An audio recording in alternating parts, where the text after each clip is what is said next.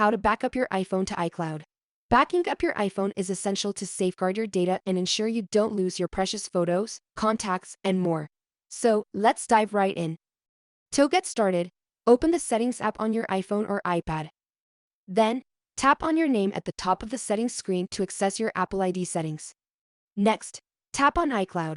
Before that, make sure that you have enough space to be able to store all of those photos.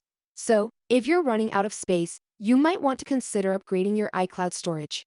If you have enough storage, just simply tap on iCloud Backup. This is where you can manage your iPhone's backup settings. If it's not already enabled, simply toggle back up this iPhone on.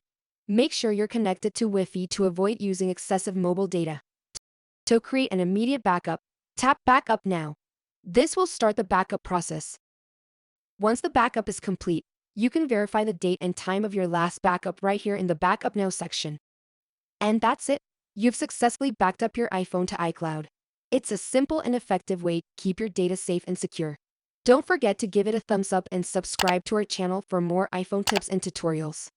If you have any questions or need further assistance, please leave a comment below. Thanks for watching, and I'll see you in the next video.